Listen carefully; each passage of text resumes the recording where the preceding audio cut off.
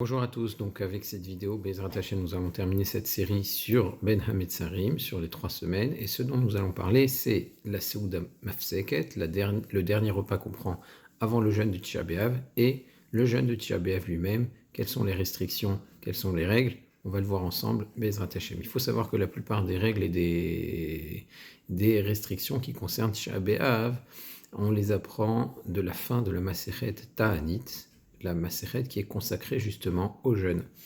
Et on dit à la fin de cette Masechet, Amar Rav Yehuda Amar Rav Yehuda dit au nom de Rav, ainsi faisait Rabbi Yehuda bar Rabbi Elai. Rabbi Yehuda bar Rabbi Elai, c'était quelqu'un qui avait beaucoup d'admiration pour ce que faisaient les Romains.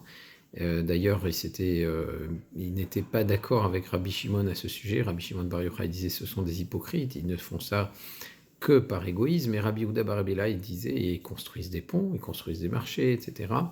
Eh bien, ça ne veut pas dire que Rabbi Yehuda bar Rabbi Elai se réjouissait de l'occupation romaine, bien au contraire, et c'est peut-être pour cela que c'est lui qu'on a rapporté à la fin de Masechet Ta'anit, quand il dit que la veille du Tisha B'Av, on lui apportait du pain sec et de l'eau, et il s'asseyait non pas à sa place habituelle à table comme il en avait l'habitude, mais dans sa cuisine, Ben Tanour l'Ekiraim, entre le four et la cuisinière, et Vedome Kemi chez Meto Muta Lefanav, il ressemblait à quelqu'un qui venait, lo nous de perdre un proche, il était accablé par le deuil de Yerushalayim. Donc on voit bien que même si c'était Rabbi Yehuda bar Rabbi Elai, même s'il pouvait admirer ce que les Romains faisaient, ça ne le réjouissait pas pour autant qu'ils occupent la Judée. Au contraire, c'était quelque chose de terrible pour lui. Et il était Kemish et Metomuta Lefanav, comme quelqu'un qui était accablé par le deuil et qui voyait son mort devant lui, Lo Alenu Lo Alechem. Alors, est-ce que c'est obligatoire de faire comme Rabbi Yehuda bar Rabbi Elai? Non, c'est pas obligatoire, mais c'est ce qui est encouragé dans les poskim. Ce qui est absolument interdit, c'est de prendre la viande et du vin, comme on a vu que ce qui est interdit par la Mishnah, c'est la viande et le vin pour la Seuda Mafseket. Nous, bien entendu, on s'interdit la viande et le vin déjà depuis Rosh Chodesh. C'est le minhag commun à tout le Ham Israël. Il y a des petites différences. Est-ce que Rosh Chodesh est inclus ou non? Mais en tout cas, on se l'interdit déjà depuis Rosh Chodesh, sauf pour les enfants, ceux qui sont malades, etc., comme on l'a vu la dernière fois. Pour la Seuda Mafseket, c'est absolument interdit. Le vin et la viande étant des aliments qui réjouissent, comme on voit dans la Torah, quand on mange des shlamim, des sacrifices de shlamim, vesamarta, c'est là qu'on se réjouit, et aussi veyein et samach levavenosh, le vin réjouit le corps de l'homme. Donc évidemment, là, la Mishnah elle-même proscrit ces aliments, les braïtot aussi, qui sont rapportés dans Masechet Ta'anit. Le Rama, même conscient de ce qui est du fait qu'on interdit la viande et le vin déjà depuis longtemps, il dit quand même qu'on doit minimiser autant que possible les jouissances pour cette Seouda. Il dit qu'on doit même éviter les autres boissons. Ce qu'il faudrait, c'est que ce soit le plus sobre possible, comme le rapporte aussi Rav Mordechai ben Hillel, qui était un des grands poskim ashkénazes, un élève du Maharam de Rothenburg. Autre restriction pour cette Seouda, on n'a pas le droit de prendre ce qu'on appelle 2 tafshilim. Qu'est-ce que c'est 2 tafshilim? Ce sont 2 plats qui sont préparés dans 2 casseroles différentes. Vous préparez un bouillon, un potage de légumes dans une casserole et du poisson au four, eh bien ça s'appelle 2 plats différents, c'est interdit. Pourtant il n'y a pas de viande, il n'y a pas de vin, étant donné que ce sont 2 tafshilim, c'est interdit. Il y en a qui prennent un plat de lentilles, pourtant c'est un repas de deuil, et des œufs. Des œufs aussi, c'est un repas de deuil, mais c'est cuit dans 2 casseroles différentes. Donc ça, c'est absolument à éviter, parce que ça s'appelle shne tafshilim, 2 tafshilim. Ce qu'il faudrait, c'est ne prendre qu'un seul plat, parce qu'on doit minimiser autant que possible les tafshilim. Multiplier les tafshilim, multiplier les plats, c'est aussi une forme de jouissance qui ne conviendrait pas à la Seuda Mafseket. Comme on l'a dit, le Shulchan Aruch, il encourage de manger du pain et de l'eau parce qu'effectivement, c'était comme ça que Rabbi Yehuda bar Elai faisait. Et aussi, autre chose, on ne s'assoit pas sur une chaise pour la Seuda Mafseket. On a l'habitude de s'asseoir à terre, comme le faisait Rabbi Yehuda bar Rabbi Elai, Ben Tanour l'Ekiraim. Maintenant, ce qu'il faudrait, c'est ne pas s'asseoir à même le sol, mais mettre quelque chose entre le sol et le corps, là où on s'assoit. Alors, évidemment, pour les personnes âgées, les femmes enceintes, pour qui c'est difficile de s'asseoir par terre, ne sont pas obligées de le faire. C'est juste une façon de dire qu'on a envie de faire comme Rabbi Yehuda bar Rabbi Ela et on doit imiter ce qu'il faisait. Si on mange du pain et de l'eau, on mange néanmoins du pain. Et donc si on est plusieurs personnes à manger en même temps, est-ce que ça voudrait dire qu'on doit faire le zimoun? Normalement, quand on mange du pain à 3, eh bien, quand on doit dire Birkat Amazon et qu'on a terminé la Seouda, on doit faire ce qu'on appelle le zimoun, Rabotai Nevarer, ou Avlan Venivrach Limalka Ilakidesha, selon les Noussach. Est-ce qu'on devrait dire le zimoun pour la Seouda Mafseket? Il faut savoir que pour la Seouda Mafseket, la plupart des poskim sont d'accord que même si on a mangé ensemble, on ne doit pas dire le zimoun. Alors, il y a des poskim qui pensent que malgré tout on devrait dire le zimoun, c'est le Hagaot Maminiot, le Roche. Néanmoins, ce qui est tranché dans la halacha, c'est que même si on a mangé ensemble, on ne doit pas dire le zimoun. Mais ce qu'il faudrait faire, c'est éviter d'en arriver à ce débat-là. C'est pour ça qu'on ne devrait pas manger ensemble, même s'il y a 3 hommes dans la famille, deux garçons bar mitzvah, le père.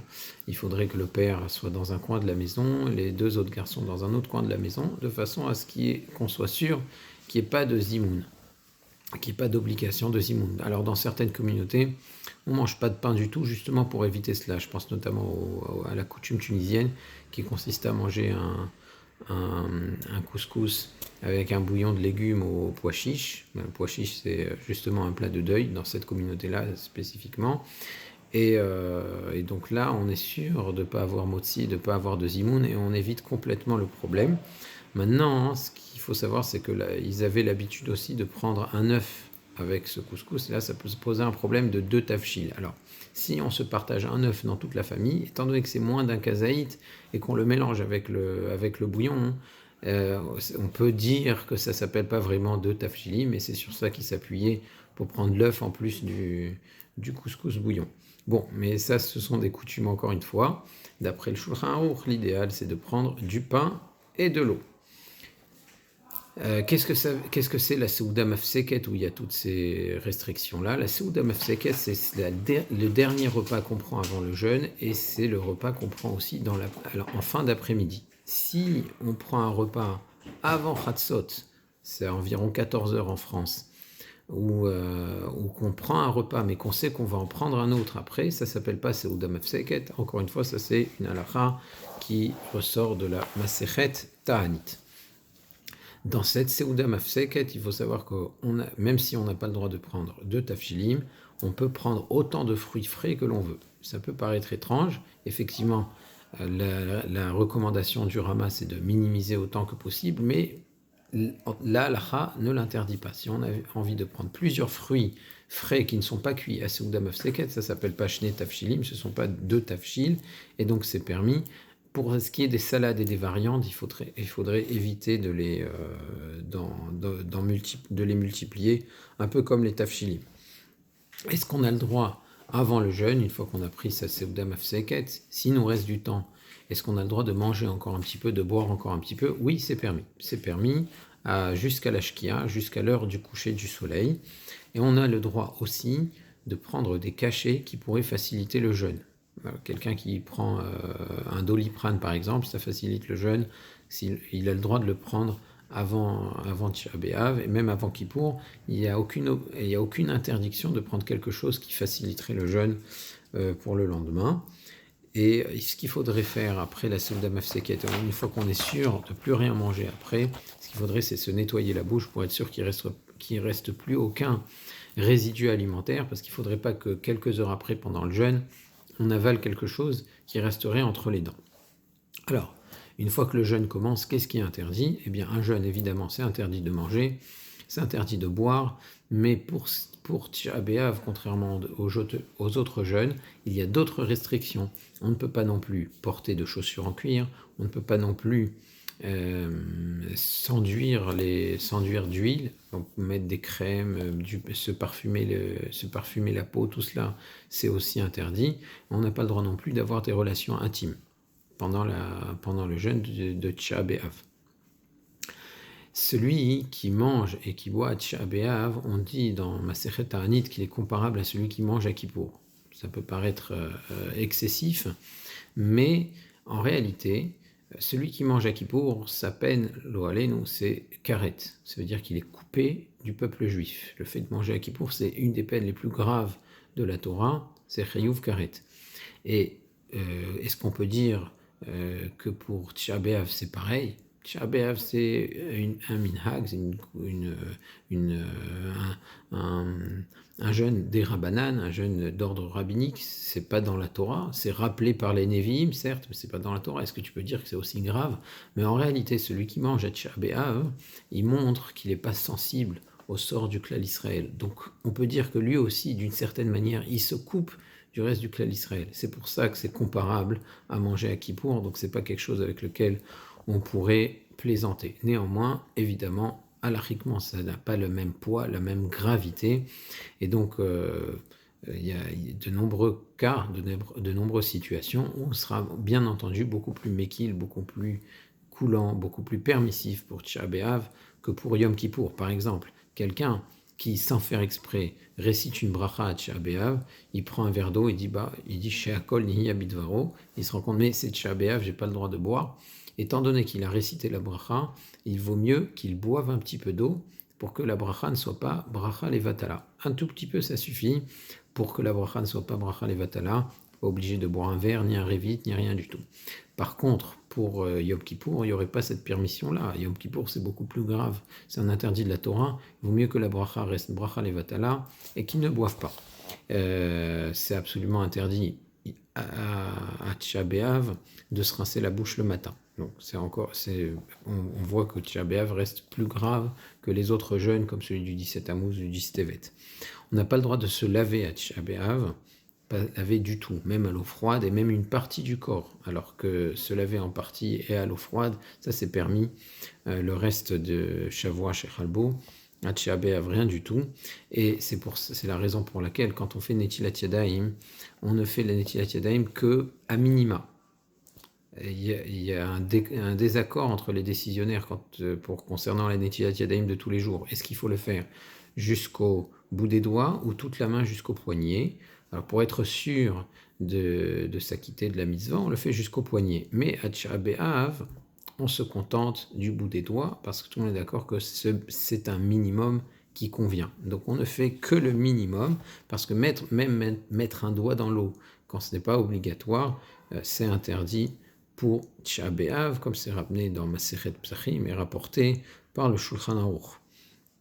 Donc, une fois qu'on s'est lavé les mains le matin, par exemple, jusqu'au bout des doigts, jusqu'aux articulations, on a le droit de se passer ensuite les doigts sur les yeux, et ça ne s'appelle pas se laver pendant Tisha B'Av. Si on s'est sali spécifiquement, quelqu'un qui est tombé dans la boue, qui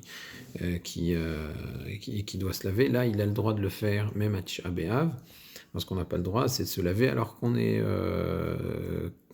propre, qu'on n'a pas de saleté particulière. Quelqu'un qui s'est touché les cheveux, qui sort des toilettes, etc., il a le droit de se laver. Et de même, on a le droit de se laver quand il y a des précautions sanitaires à prendre, s'enduire de gel hydroalcoolique, c'est permis même pendant Tisha B'Av, parce que là, ça n'a rien à voir avec du profit ou avec du plaisir. De même, on a le droit, quand on est en train de préparer de la nourriture pour la fin du jeûne, on est en train de couper des légumes par exemple, et on est obligé de les rincer sous l'eau, ça c'est pas grave, ça s'appelle pas laver. Et donc si en rinçant les légumes, par la même occasion, nos mains se rincent, c'est permis. Une kala, une jeune mariée qui est dans son mois de mariage, dans son premier mois après son mariage, elle a le droit de se rincer le visage normalement. Pour Birkat Kohanim, est-ce qu'un Kohen qui doit faire Birkat Kohanim le matin du Tisha B'Av a le droit de se laver les mains entièrement, ou doit lui aussi se contenter de ne se laver que jusqu'au bout des doigts? Eh bien, c'est un débat. Le Rama a l'air de dire, le Rama Rav Moshe Isserles, il a l'air de dire qu'il faut se contenter que le bout des doigts, mais le Kaf HaChaim, il va plutôt dans ce sens. Mais la plupart des Acharonim considèrent qu'on doit se laver toute la main. Le Eliaraba, le Maté Ephraim, c'est rapporté comme ça dans le Mishnah Bora, et Tefila le Moshe, Eliad Kout Yosef aussi vont dans ce sens-là. Donc les Kohanim se lavent entièrement les mains, même le jour de Tisha B'Av. On n'a pas le droit de se savonner ou de se parfumer, ça fait partie de l'interdit de Sira, d'accord? Et ce qu'il faut savoir, c'est que ce qui est interdit, c'est comme Sira, comme, ce- comme le fait de se parfumer, quand est-ce que c'est interdit? Seulement quand c'est pour le plaisir. Mais des crèmes que l'on met pour des plaies ou pour nettoyer une saleté, etc., ça reste permis, comme le rapporte le Kaf HaChaim et le Mishnah Brura. C'est pour ça que le gel hydroalcoolique, ça devrait être parfaitement permis. On a l'interdiction, le jour du Shabbat B'Av, on a dit de porter des chaussures en cuir. Il faut donc éviter quand même les chaussures très confortables, même si elles ne sont pas en cuir, parce que l'esprit de cette restriction, c'est justement d'avoir des chaussures qui ne sont pas confortables. Donc on ne devrait pas mettre des super baskets. On devrait mettre des tennis très simples et les plus fines possibles pour qu'on sente un petit peu qu'on sente un petit peu le trottoir quand on marche. Il faut absolument aussi éviter les imitations cuir, parce que même si on n'enfreint pas la halakha, il ne faut pas laisser penser qu'on est en train de l'enfreindre. Donc éviter les imitations. Une femme enceinte, il faut savoir que Me'aikar Adin, d'après la stricte halakha, elle a le droit de porter des chaussures en cuir. Mais comme de nos jours, il y a des chaussures qui ne sont pas en cuir et qui sont confortables, alors il faudrait que des femmes enceintes ne portent pas de chaussures en cuir. Même chose pour les enfants, c'est facile pour eux, même si on ne fait pas jeûner les enfants, il faudrait qu'ils évitent les chaussures en cuir. On a dit qu'on avait l'interdiction d'avoir des relations intimes le jour de Tish'a B'Av. Ça ne veut pas dire pour autant que toutes les règles de Nida s'appliquent. On doit séparer les lits, on doit éviter les contacts. Bon, c'est pas si grave si on se touche, c'est pas aussi grave que quand on est dans la période de Nida. Et on a le droit aussi de se passer un objet, même si pendant la période de Nida, on évite de se passer des objets pour éviter les contacts. Donc, le jour de Tish'a B'Av, on n'est pas obligé de se montrer aussi strict. Alors, qui doit jeûner? Qui doit jeûner? Dès qu'on est bien portant, évidemment, on doit jeûner. Une femme enceinte et une femme qui allait doit aussi jeûner le jour de Tish'a B'Av. Mais, à la différence de Yom Kippour, dès qu'il y a le moindre petit souci, elles ont le droit de manger à Tish'a B'Av. Par exemple, si elles ne se sentent pas bien, s'il y a un taux d'hémoglobine qui est bas, si le petit a absolument besoin d'allaiter et qu'il est malade, alors on ne peut pas le laisser sans allaiter, et que pour pouvoir l'allaiter, il faut que la maman mange, elle ne peut pas lui donner de lait en poudre. Donc dans toutes ces situations, on a le droit de manger à Tish'a B'Av, mais ce qu'il faudrait, c'est toujours demander dans ces circonstances particulières. Si Tish'a B'Av tombe Shabbat et est repoussé, ce n'est pas le cas cette année, 5780, mais si Tish'a B'Av tombe Shabbat et il est repoussé, les femmes enceintes et qui allaitent ont le droit de manger à partir de Chatzot. Même chose pour le Khatan, le Avi Aben. Normalement, ils doivent aussi jeûner à Tish'a B'Av. Khatan, quelqu'un qui a dû se marier après Tish'a B'Av dans l'urgence, dans les 9 jours dans l'urgence, et qui donc se trouve dans les 7 jours de Shiva Brachot en plein Tish'a B'Av, il n'a pas le droit de manger à Tish'a B'Av. Normalement, il doit jeûner, sauf si Tish'a B'Av tombe Shabbat et que ce jeûne est repoussé au lendemain. Même chose s'il y a une Brit Mila le jour de Tish'a B'Av. Si c'est un Tish'a B'Av qui a été repoussé, eh bien le Avi Aben a le droit de manger. Et si c'est un Tish'a B'Av normal, il doit jeûner comme tout le monde. Mais maintenant, même les Tish'a B'Av qui ont été repoussés, ça reste après Chatzot, comme pour les femmes enceintes, comme on l'a dit. Et quelqu'un qui est malade, évidemment, il ne jeûne pas le jour de Tish'a B'Av, même s'il n'est pas en danger, même s'il n'y a pas de danger. Il n'y a pas besoin que ce soit une sakatet nefashot, même s'il n'y a pas de risque qu'il meure du jeûne. C'est tout simplement que ça va le gêner alors qu'il est alité. Mais on sait qu'il peut supporter un jeûne. Malgré tout, un malade, même sans danger, n'a pas à jeûner à Tish'a B'Av. Et même quelqu'un qui est simplement convalescent, qui est sorti de la maladie, mais qui est convalescent, je pense à des gens qui sont restés longtemps sous respirateur, par exemple, ou allez-nous parce qu'ils ont eu le corona, eh bien, ces gens-là, évidemment, étant donné qu'ils sont en pleine convalescence, qui ont besoin que leurs poumons se reconstituent, etc., eh bien, ils ne vont pas jeûner à Tish'a B'Av, ils vont manger comme les médecins leur préconisent. Pendant Tish'a B'Av, on ne s'assoit pas sur une chaise. On ne s'assoit pas sur une chaise, comme un Evel n'a pas le droit de s'asseoir sur une chaise. Néanmoins, pour cela, à partir de Chatzot, à partir de En France, on a dit c'est 14 heures. À partir de Chatzot, on peut s'asseoir sur une chaise. À partir du moment où on a dit les keynotes, etc. Et il faut savoir que quand on dit qu'il faut s'asseoir par terre, on doit s'asseoir par terre même quand on met les tefilines. Le minhag des Sfaradim, c'est de mettre les tefilines de la main assis. Eh bien, si on met les tefilines le matin avant Chatzot, quand on s'assoit pour mettre les tefilines, on doit s'asseoir par terre. C'est pour ça que c'est un peu problématique, ce minhag de mettre les tefilines le matin. Alors les Sfaradim en Eretz Israël mettent les tefilines le matin, mais à ce moment-là, ils s'asseyent par terre avec les tefilines et le talit, et c'est pas très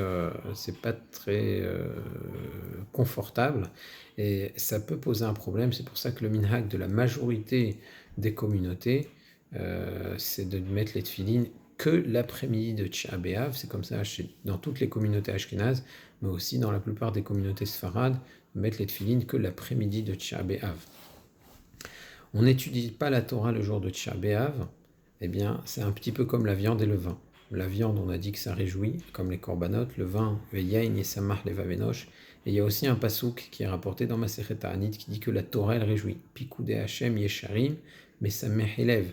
Les lois d'Hashem sont droits et réjouissent le cœur. Et donc, comme on ne peut pas faire quoi que ce soit qui puisse nous réjouir le jour de Tisha B'Av, donc on évite aussi d'étudier, et certains poskim pensent que même la veille de Tisha B'Av, dans l'après-midi, on devrait éviter d'étudier la Torah, un petit peu comme la viande et le vin pour la Seuda Mafseket.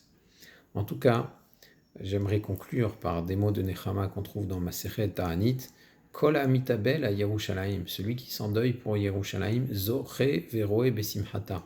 On dit souvent que oui, à Tisha B'Av, on jeûne, mais c'est beaucoup plus dur qu'à Kippour. À Kippour, on jeûne, c'est vrai, mais on est heureux, on sent qu'on se fait pardonner, on gagne quelque chose à la fin du jour de Kippour. Mais à Tisha B'Av, on a juste le dégoût, l'écœurement, l'accablement du deuil. Et qu'est-ce que tu gagnes à la fin finalement? Eh bien, en réalité, on gagne aussi quelque chose. Celui qui prend le deuil de Yerushalayim, il voit la simcha de Yerushalayim. On ne dit pas Yizke, il méritera, et il verra. On le dit au présent. Pourquoi on le dit au présent? Parce que le fait que le sort de Yerushalayim te touche, le fait que le deuil de Yerushalayim, c'est quelque chose qui nous parle encore, c'est quelque chose qu'on respecte encore. Ça veut dire que Yerushalayim a une chance d'être reconstruite. Si on avait abandonné la chose et qu'on n'en parlait plus, chas v'chalila, alors ça serait terminé. Mais justement parce qu'on prend le deuil de Yerushalayim, parce que ça nous touche, parce que on espère qu'il y aura quelque chose de mieux que l'appartenance de la terre d'Eretz Israël et du mont Sion, du Har HaBayit. L'appartenance de cette terre sera reconnue pour le Ham Israël, et que le Ham Israël reconnaîtra aussi son lien avec cette terre, avec le Har HaBayit, avec le Beth Amikdash, qui est censé y être construit. Eh bien, si ça touche, ça veut dire que ça existe encore, ça veut dire que ça peut être reconstruit. Voilà. Je souhaite que Be'ezrat Hashem, ces jours du 17 Tammuz, du 9 Av, cette période de Ben Hametzarim se transforme très rapidement en période de joie pour tout le Ham Israël. À la prochaine, Be'ezrat Hashem. Bonnes vacances.